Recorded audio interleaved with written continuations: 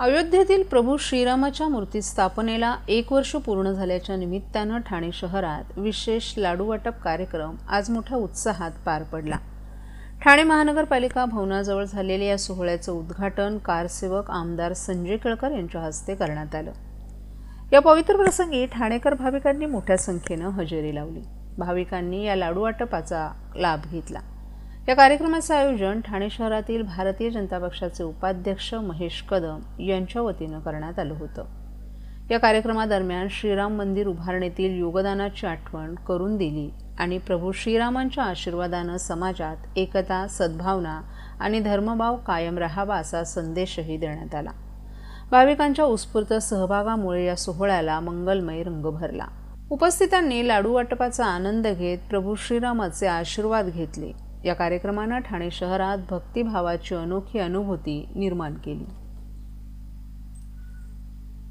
वर्षी 22 जानेवारी 2024ला अयोध्यामध्ये प्रभू रामचंद्रांच्या मूर्तीची प्राणप्रतिष्ठा संपन्न झालं आणि आज बरोबर ह्या गोष्टीला 1 वर्ष पूर्ती झाली असल्यामुळे मी ठाणेकरांना कारसेवक आमदार जनसेवक आमदार संजय केळकर साहेब यांच्या शुभ हस्ते लाडू वाटपाचा कार्यक्रम आयोजित केलं होतं आणि मी ठाणेकरांना मागच्या वर्षी एक आवाहन केलं होतं की विनंती केली होती की पुन्हा एकदा या व्यासपीठावरती आदरणीय आमदार जनसेवक आमदार केळकर साहेबांना हॅट्रिक संधी देण्यात यावी आणि ठाणेकरांनी ते संधी आमचं ऐकलं त्याबद्दल मी त्यांचे आभार व्यक्त करण्यासाठी आज मी हा कार्यक्रम आयोजित केला।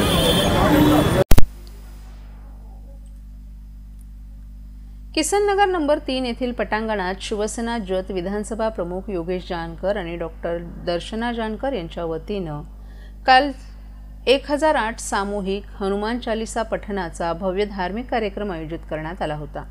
अयोध्येतील भगवान श्री राम मंदिराला 1 वर्ष पूर्ण झाल्याच्या निमित्तानं आणि सकल विश्वाच्या कल्याणासाठी हा सोहळा पार पडला।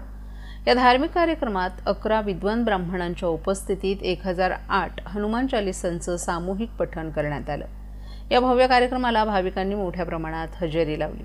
कार्यक्रमाच्या आयोजनासाठी जानकर कुटुंबियांनी विशेष मेहनत घेतली। धार्मिक आणि आध्यात्मिक वातावरणानं भरलेल्या या सोहळ्यामुळे परिसरात भक्तिमय ऊर्जा निर्माण झाली होती। या कार्यक्रमाच्या यशस्वी आयोजनाबद्दल उपस्थितांनी आयोजकांचं कौतुक केलं तर धार्मिक कार्यक्रमांमुळे समाजात एकात्मता आणि आध्यात्मिकतेचा संदेश पसरतो असा विश्वासही व्यक्त करण्यात आला। प्रभू श्री रामाच्या मंदिराला 1 वर्ष पूर्ण होत आहे त्याच निमित्ताने केलं काय सांगाल कशा प्रकारची भावना आहे आणि कशा प्रकारे या संपूर्ण कार्यक्रमाचं आयोजन आहे? आपण बघितलं तर सगळं मंगलमय वातावरण झालेलं आहे। गेल्या वर्षी याच दिवशी 1 वर्ष आज पूर्ण झालं। प्रभू रामचंद्रजी यांचं आज म्हणजे अयोध्यामध्ये जे आगमन झालं आणि चांगल्या प्रकारे आपण ठाण्यामध्ये असेल महाराष्ट्रात पूर्ण जगभरात भारतात नाही तर पूर्ण जगभरात त्याचं आपण चांगल्या प्रकारे स्वागत केलं होतं। त्याच प्रकारे आज 1 वर्ष पूर्ण झाले तर आज आपण काय करायचं तर आमचे किसननगर वासी असतील पूर्ण वागळे स्टेट विभागामधून सगळ्यांची एकच मागणी की आपण यावेळी काहीतरी करूया।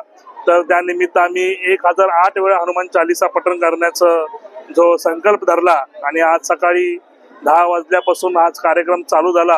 आता संध्याकाळी 6 वाजता 6:30 वाजेपर्यंत 1008 वेळा हनुमान चालीसा ब्राह्मणांद्वारे कथन केलं। त्याचबरोबर अनेक भाविक हजारो भाविकांनी स्वतःहून आपापल्या हिशोबाने किती वेळ केलं असेल ते वेगळी गोष्ट आणि आज आपण बघतोय मंगल एकदम वातावरण झालेलं आहे। आणि महाराष्ट्रातील भगिनींना आधार देणारी राज्य शासनाची मुख्यमंत्री माझी लाडकी बहीण योजना या योजनेअंतर्गत अल्प उत्पन्न गटातील 21 ते 65 वयोगटाच्या भगिनींना मिळणार दरमहा 1500 रुपयांची मदत। अर्ज करण्यासाठी 31 ऑगस्ट 2024 पर्यंत मुदतवाढ। कुटुंबाचं वार्षिक उत्पन्न 2.5 लाख रुपयांपेक्षा कमी असलेल्या महिला पात्र। कुटुंबाकडे पिवळं किंवा केशरी रेशन कार्ड असल्यास उत्पन्नाचा दाखला आवश्यक नाही। पांढरं रेशन कार्ड असेल किंवा रेशन कार्ड नसेल तर कुटुंबाचं वार्षिक उत्पन्न 2.5 लाखांपेक्षा कमी असल्याचा दाखला आवश्यक। योजनेसाठीचा ऑनलाईन अर्ज नारी शक्ती दूत ॲप वरून किंवा पोर्टलवर भरता येईल। ज्या भगिनींना ऑनलाईन अर्ज भरता येत नसेल त्यांच्यासाठी अंगणवाडी, ग्रामपंचायत, वॉर्ड ऑफिस, सेतू सुविधा केंद्रामध्ये किंवा आशाताई बचत गटाच्या CRP यांची मदत उपलब्ध। आता आपल्याला अभिमानाने म्हणता येईल सुखी आणि सुरक्षित आहे माझी लाडकी बहीण।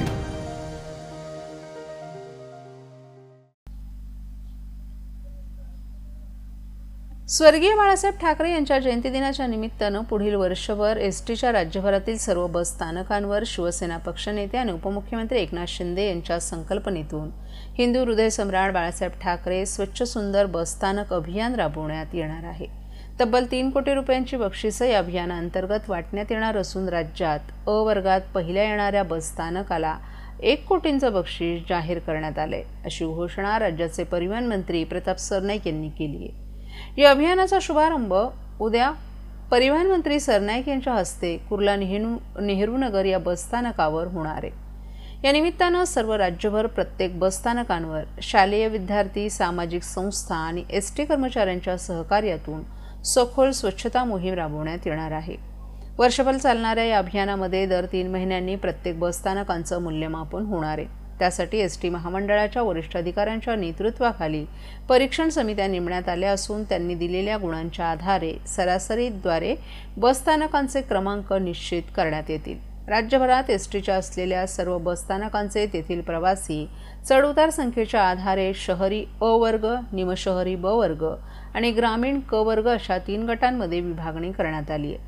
प्रथम प्रादेशिक स्तरावर प्रत्येक गटनिहाय पहिला, दुसरा आणि तिसऱ्या क्रमांकासाठी स्पर्धा रंगणार असून अंतिम स्पर्धा राज्यस्तरावर घेण्यात येईल। त्यासाठी प्रत्येक प्रादेशिक स्तरावर गटनिहाय पहिला आलेल्या बसस्थानकाचा विचार केला जाणार आहे।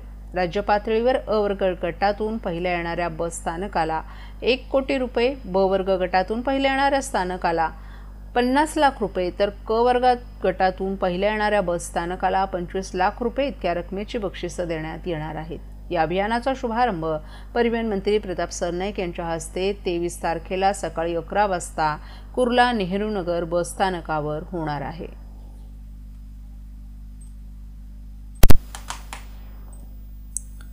पर्यावरणपूरक गणेश मूर्ती बनवण्यासाठी जागा, शाडूची माती आणि विक्रीसाठी प्रभागनिहाय जागा ठाणे महापालिका मूर्तिकारांना उपलब्ध करून देणार आहे।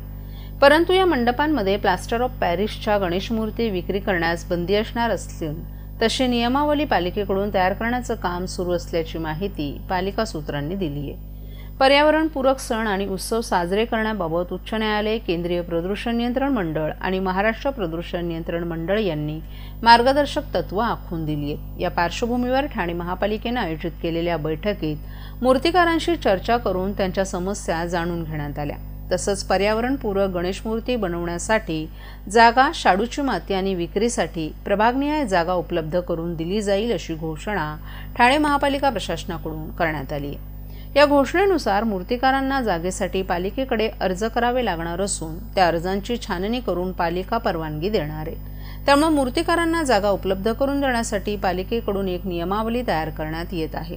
त्यामध्ये महापालिकेची परवानगी मिळण्याआधीच मंडप उभारून मूर्ती तयार करताना किंवा विक्री करताना आढळून आल्यास संबंधितांवर दंडात्मक किंवा कायदेशीर कारवाई करण्याचा विचार पालिका प्रशासनाकडून सुरू आहे। तसंच ठाणे महापालिकेनं मूर्ती तयार करणं आणि विक्रीसाठी तात्पुरत्या स्वरूपात मंडप उभारण्यास परवानगी दिलेल्या मंडपांमध्ये पर्यावरणपूरक गणेश मूर्ती तयार करणं आणि विक्री करणं बंधनकारक करण्यात येणार आहे। या मंडपांमध्ये प्लास्टर ऑफ पॅरिसच्या गणेश मूर्ती विक्री करण्यास बंदी घालण्याचा विचार पालिकेकडून करण्यात येत आहे, अशी माहिती पालिका सूत्रांनी दिली आहे।